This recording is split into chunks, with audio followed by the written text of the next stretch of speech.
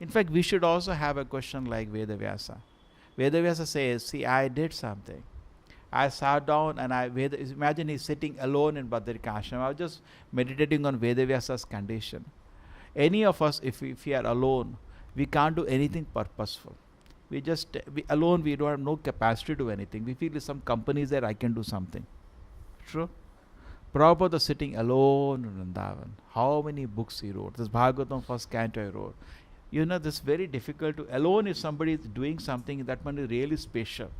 With no support, with every angle, that thing will fail. There is only hopelessness if you look in a materialistic way. No way we can think his movement is going to succeed. Is it way? Wasn't it just a miracle how his movement came into being?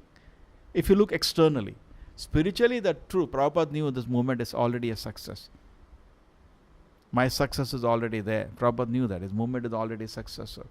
But still, Prabhupada was in Vrindavan alone, and he's sitting, he's writing, he's praying to Rupa Goswami, he's praying to the great acharyas.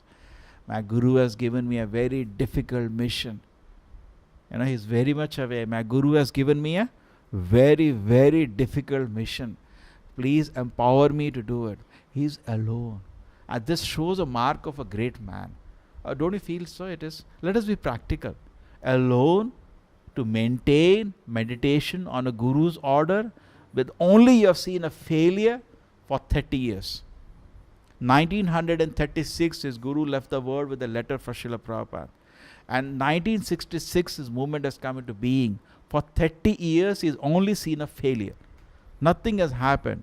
He tried to open in Jhansi, it closed. He's trying to, he wrote letters to Prime Minister, no reply. He wrote letters to Nehru, no reply. He wrote letters to President, no reply. He wrote letters to Gandhi, no reply. He wrote letter to Patil, that big Patil whose statue they're making, no reply. Nobody replied to him. He asked help for everybody. Nobody helped him. He went to America finally on a cargo ship, and he wanted money to start his movement. He wrote letters to all the rich people in India, no help. He wrote letters to his god brothers, no help. Can you imagine one god brother wrote to him, what you are doing is ridiculous. This is ridiculous? This was the order of my Guru Maharaj. Why do you say ridiculous? Because nobody could believe it. Practically, I can understand them. Even we would have felt, how it is practical? You are an old man. It is not going to work out. That's why we can understand instead of offending. He could not understand how he's going to ever succeed. Sumati Morarji itself, who gave the cargo ship ticket, she said, you will die.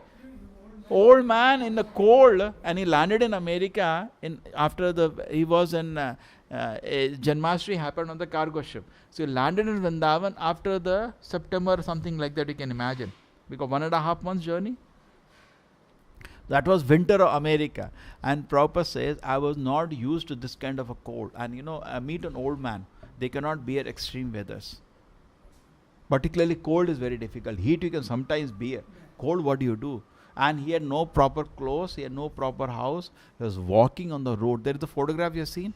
It's snowing and Prabhupada is wearing one plastic sheet and walking around. It's a very difficult situation, externally looking. So people thought it was a failure, and he still meditated and did his movement. The same way, now if you look at the instance of somebody I want to take, Vedavyasa. Now look at Vedavyasa. Yesterday meditating on him. Alone sitting in Badrikashram. Alone. That small room is there. Even not this size. It's smaller than this, quarter of this room. 1/4 of this room, this hall. That's but his place very sad, Vedavyasa. And he's writing and writing and writing and writing. He wrote Mahabharata, where forthwith Ganesha was sent by Brahma. Not ordinary. You know that? You know the instance, joke between Ganesha? Ganesha said, you should not stop. If you stop, I'll stop. So he said, you can write only after you understand.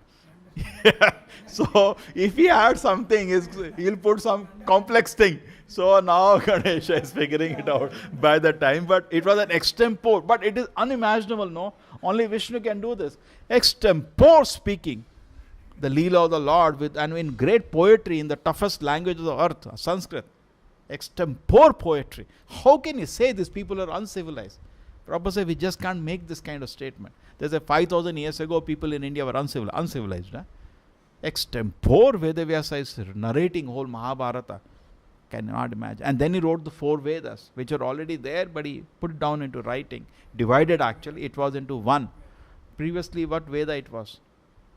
Sam, Yajur, Rig or Athar. Previously it was Athar Veda, I think. One Veda. Athar Veda it used to. And then he made into 4.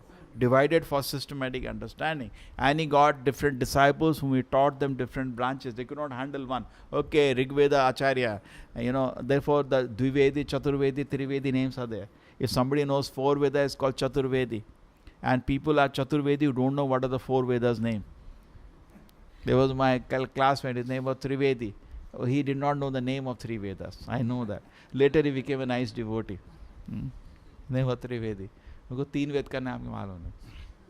So then, anyway, he taught the different Vedas to different people. He taught Romaharshana Sutta, got the Puranas and all that he wrote. After that, still he is not satisfied. He's feeling vacant, empty. So isn't it true for us? Why don't you look in the same way for us also? We are doing our chanting, we are doing some sadhana, we are following some regulative principles, but we are not totally happy. But we don't want solution to that. Vedavyasa wanted solution for that. What do you say? Are we totally happy in the ocean of happiness? When you look at Akrura, don't you feel that we want to be like that? We want to visit Vrindavan. We should like ocean, volcanoes or spiritual ecstasies. Aren't we waiting for that? We want or not? Why do we like to hear that? We feel I want one day to achieve that. But we don't have it and we are not doing anything about it. But Vedavyasa was sitting in great melancholy and Narada appeared. What did he ask Narada? Narada, nice cushion for my sleeping. No. He is sitting on Badrikashram. Maybe he has nothing. He is just lying on the ground. Vedavyasa, Narayana himself doing tapasya. All austerity. Some maybe 2 clothes. One is washing, one is putting for drying. That's all. Simple austerity. Very austere life. But he didn't ask any material facility. We will ask, Narada can give you vara. He is extremely powerful. Correct? Narada can give you or not? He is much more than Durvasa Muni. He can give you any Ashirvada. He is extremely powerful sage. Direct, so close to Narayana. He can bless you. He didn't ask for anything. He asked for my heart. He said, my dear Guru, I did so much work. Narad Muni said yes. And he says, I followed disciplinary vows. So I was meditating on that today. We have no right to ask anything if you cannot follow even disciplinary vows. What can you ask? He said, I did all this thing unpretentiously, without any hypocrisy. Sincerely, he followed the rules and regulations of his dharma, of his life. And he wrote the Vedic literatures. He says, still I am not feeling happy. So what did Narada say as an answer? He said, you have not glorified the Supreme Personality of Godhead. That is why the root cause of your despondency.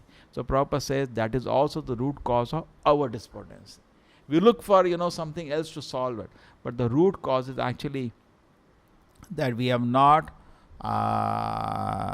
focused our mind on the glories of the Lord. Once our mind is focused on the glories of the Lord, real happiness comes out. And the Bhagavatam goes into explaining something very interesting. It says, Nayad vachas chidrapadam harashar haro. Then, Yat pranahita karhechet tadavaya samtirtam ushanti manusa. The very famous shloka. He says that there may be words which are very nicely composed. I'm just saying, let us take a lesson where the words, all metaphors are there, all ornaments of poetry are there. Nowadays people don't know what is poetry. If you read Vedas, you know what's poetry, correct? You know, no mistakes. It's so wonderfully composed. But because there is no God there, it is a place of pilgrimage for the crows. Just like you see any movie. You know, there was a big movie, they spent hundreds of crores on it. Some movie, very famous. India also they made. A lot of people went to see it. And it keeps happening. Imagine they spend, it's very, if you see any scene, it will be very difficult to take your eyes from it away. Correct? It is so much music is there, so much drums are there, so much, you know, the best of the actresses are there, the best of the dresses are there. They, for one stage, they spend sometimes more than 1 crore, maybe even 10 crore. They spend thousands of crores sometimes, or at least 300, 400 crores. Agree? So even for one scene, sometimes they may spend a lot of money. What they are doing in that money? They are putting the best of the dresses. They have fashion designers. They have the jewelers. They are decorating the whole scene with so much detail. But a devotee just walks out from that place. Why? There is no Krishna there. Vayasam Tirtha is the pilgrimage place for crows. कौवे किधर जाते हैं? Dustbin में जाते हैं. Sometimes it happens. Morning the dustbin collector doesn't come. And we see collected, crows are collected. What do you do when crows you see? Hey, you throw them, shout them away. They are not, they are always inauspicious, correct? Not always. Huh? We wait for them.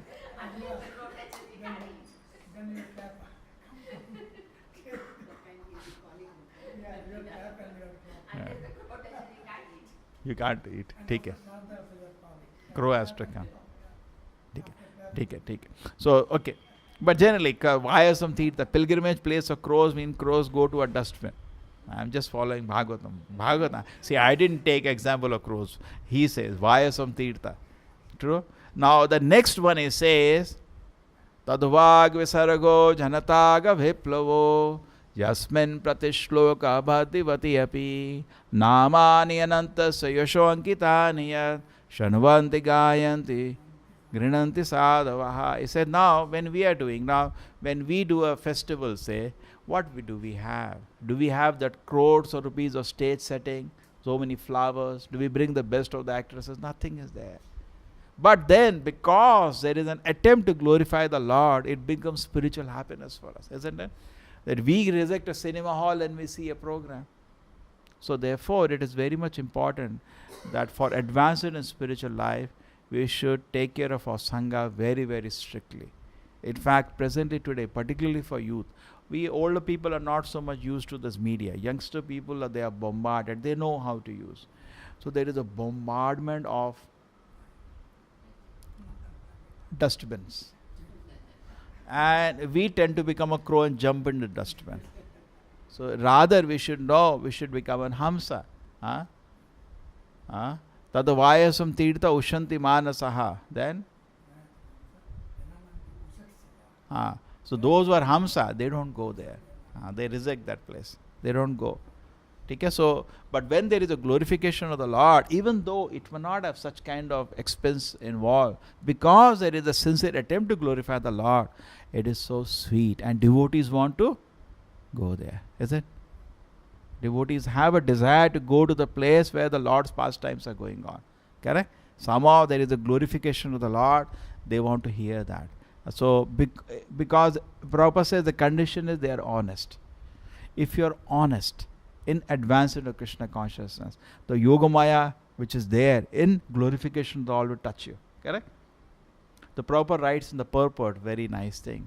He says, some people who get attracted to this pilgrimage place of crows are actually spiritually dead. He says, when we are weak in Krishna consciousness, what happens? The material world starts looking very attractive. That's a sign I am spiritually dying. Isn't it? When you feel attraction, let me read Bhagavatam, let me chant Hare Krishna.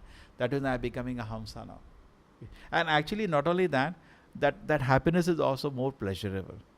And the happiness of the crows in the dustbin, and Prahlad Maharaja said, Tripyanti Neha, you'll never be satisfied. Tripyanti Neha. So the Vedic culture was not to glorify crows. Prabhupada says, what are big leaders? Big crows. That's all. Big sense gratifiers. That's all. All the big leaders in society are big sense gratifiers. But in the Vedic culture, we are looking for the Hamsas. We want to follow the Paramhamsas, the great acharyas. In fact, another important point now, Bhagavatam is not meant for us. It is meant for Paramhamsas. Dharma projata kaitavatsara paramo nirma saranam satam. Totally free from envy is only Paramhamsa. Bhagavata is a Paramhamsa Samhita. It is not meant for us. Actually, we are just there. Just like the discussion is happening between Vidura and Maitreya, we are just sitting in one corner. We cannot even ask question. We cannot even hear. But we are getting an opportunity to just be there. We are not actually qualified to read Bhagavatam, to be strictly speaking. What do you say? Strictly speaking, are you qualified? We are not qualified. This is a Paramam Samhita. It's only meant for Paramhamsas. Even chanting the holy name is meant for Paramhamsas. But we are giving an opportunity that we discuss in the shloka. And the Bhagavad Gita shloka on the Sunday night we discuss. There it says that there are very important point it is. We discussed this point that Chaturvida bhajante mam janana sukritu arjuna arto artat jigyasu jnani cha bharata shaba. So Krishna says the four kind of people who come to worship me, they are sukriti, they are pious. But then they are not pure devotees. Actually, they cannot do seva to the Lord. Unless you are pure, you cannot serve the Lord. Yesham tu antagatam papam jananam punnikanmana te dvandamo nirmuktam bhajante mam dhridavrata. Unless you are pure, you cannot surrender to the Lord. It's a catch-22.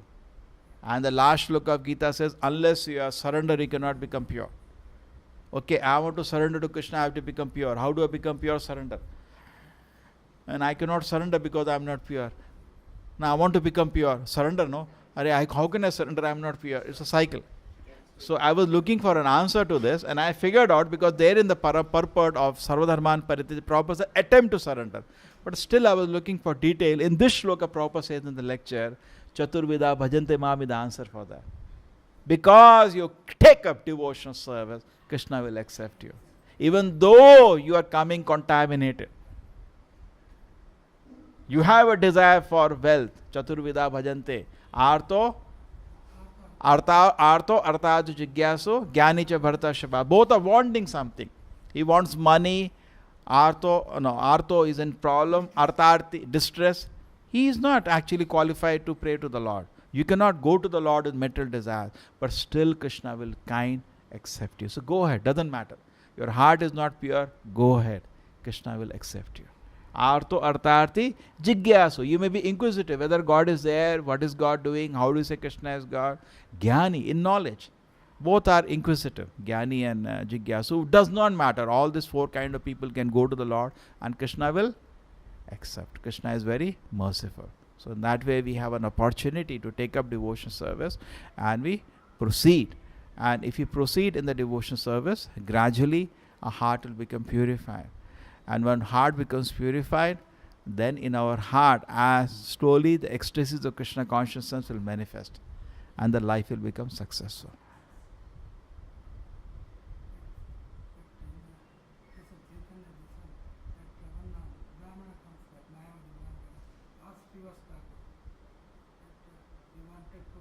He was a great tapasvi. He was such a great tapasvi, he was only living on milk. Only milk. A great tapasvi. And he hides in a drum. This is what happens. Chaitanya Mahaprabhu Leela used to, that house Chaitanya Mahaprabhu used to dance, they used to fly. Now dance. So Chaitanya Mahaprabhu said, don't allow any karmi to come. Just like now, actually we are discussing Bhagavatam, it's true. If anybody is sitting here with a non-devotee, I tell you, spoil the whole discussion. We don't feel like discussing only. True or not? True? We'll not feel like talking only. So Chaitanya Mahaprabhu said, don't allow any outsider. But that fellow was hidden inside a drum. And he was, big drums, they store grains and all. And he wanted to participate. Chaitanya Mahaprabhu said, today ecstasy is not coming. They're starting kirtan. Maja nahi aa raha. Then Chaitanya Mahaprabhu says, there is somebody here. He knows anyway he's the Lord. Somebody here who is not a devotee. Shivas, who is there? So he says, there is one person. No, he is very pure. He only takes milk. He said, get him out of this place. And then later Chaitanya Mahaprabhu allows him to participate. When he surrenders, becomes a devotee, he said, come. you also fly like us. ठीक है. Srila Prabhupada ki